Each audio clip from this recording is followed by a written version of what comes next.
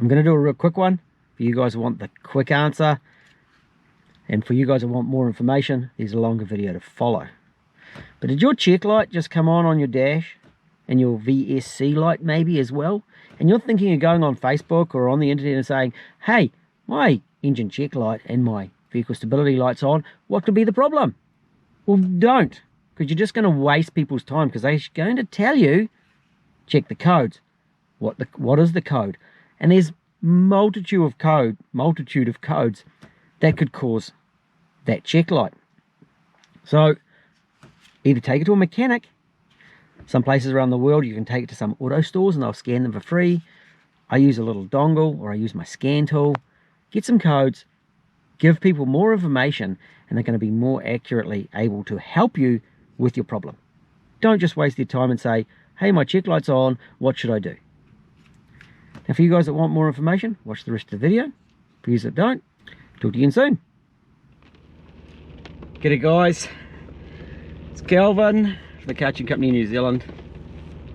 I'm sitting in my test Ls430, and for you guys that have got an Ls430 and you'd like some informational videos and repair type videos, diagnosis videos, hit me up in the comments.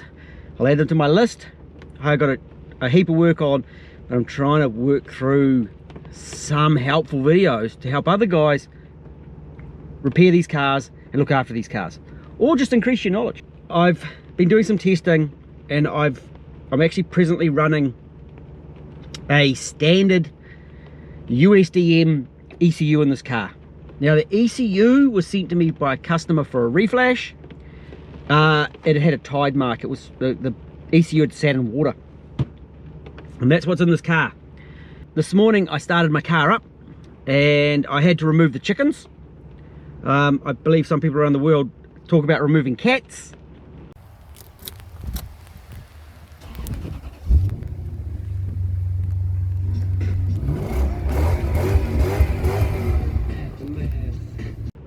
Well, in my case it was chickens, and I've got 6 chickens, and you'll notice only 5 came out. One was quite happy sitting under the car with the car running. Probably thought it was warm. But the other thing that happened is I've got a whole lot of lights on my dash. So we have a VSC, Vehicle Stability Control Off light, ECT Power. Now that button still works. I can turn that off, but VSC doesn't turn off, or doesn't turn on.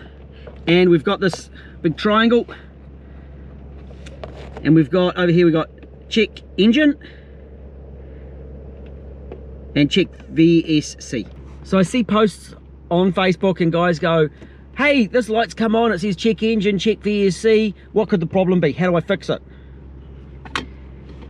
There's probably about 50 conditions round about that would set off check engine light, and the vehicle stability control gets turned off when the engine faults. It's picking up, and what it's doing is it's picking up that, well, the ECU is picking up that one of the components is outside its standard specs. Now we could go into the tolerances and thresholds of setting check lights. How about we just say that ECU thinks that something is wrong and that we should have a look. For you guys that don't have equipment, then your best option is to take it to a mechanic. Real simple.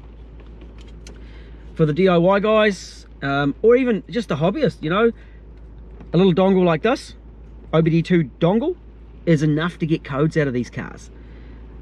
This is a 5-speed one. It's not CAN bus, it's on K-line. It'll presently be on, yeah, it'll be on K-line communications for the technical side of things, not JDM K-line, which my standard computer is on. So I'm going to plug this in. Actually, it's cold out here today. It's raining, it's wet, it's cold. Now I've actually got my port pulled out. I did that because I had to align the ECU with this car. That's how I was able to plug a different ECU in. Plugged in.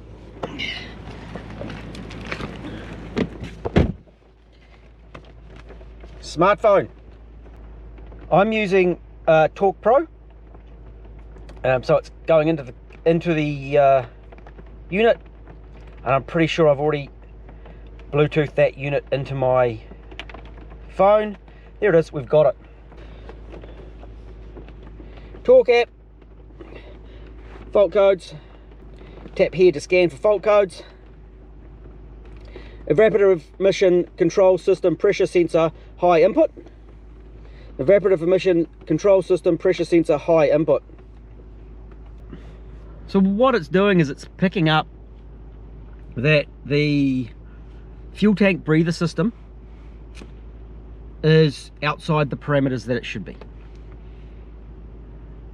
Now this is actually a JDM Ls430 or JDM spec, not a USDM spec car.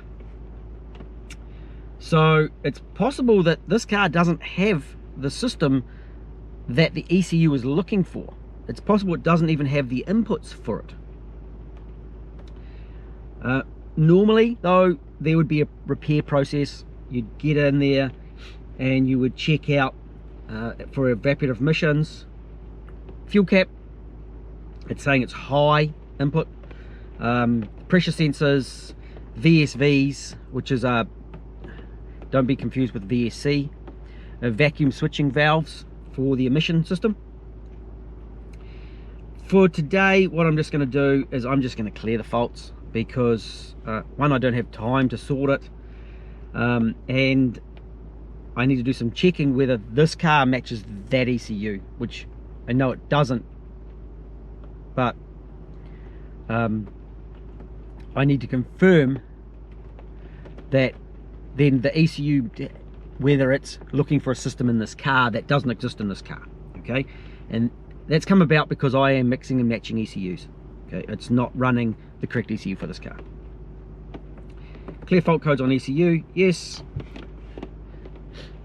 One of the repair techniques you can do if you've got access to the dongle like this, and hey, if you're on over here we have Trade Me. It costs like $14 plus some freight, probably 20 New Zealand dollars. It's about 14 US dollars. In the USA, eBay, lots of these little dongles, and they actually work really well. I used one the other day for checking the fuel trims, the oxygen sensor trims on this car. Beautiful, worked lovely. So they're really handy to have.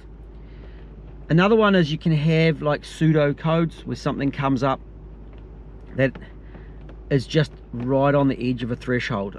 If you've got Audis or BMWs and things like that, they're really common. You just delete them, they go away.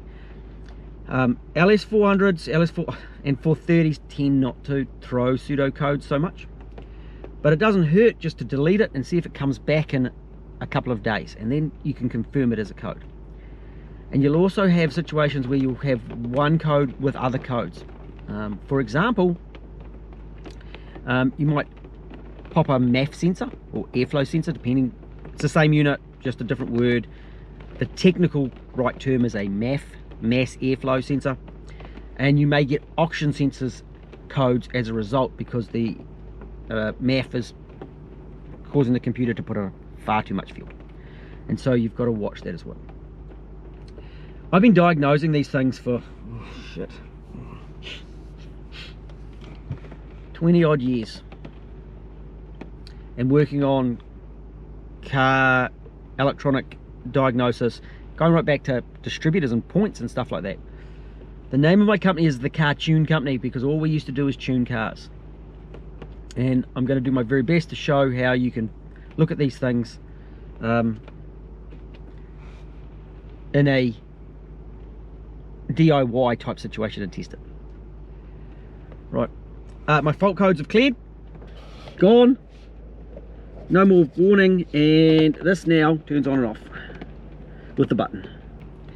That code may be thrown because I gave it a big rev from cold trying to get the chickens out from underneath my car. We'll see what happens tomorrow.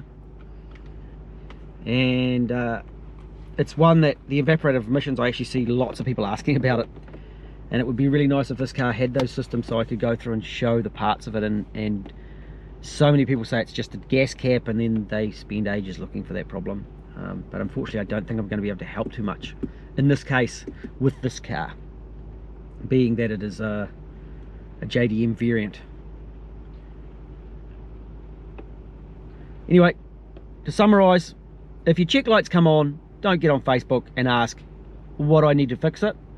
Give them some more information. Give the people more information. I've got these codes.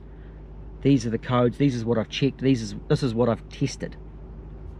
And that stops wasting a whole lot of people's time, because then the internet diagnosis, which is actually really good when you give good information in, good information out, well, the internet diagnosis can actually be accurate.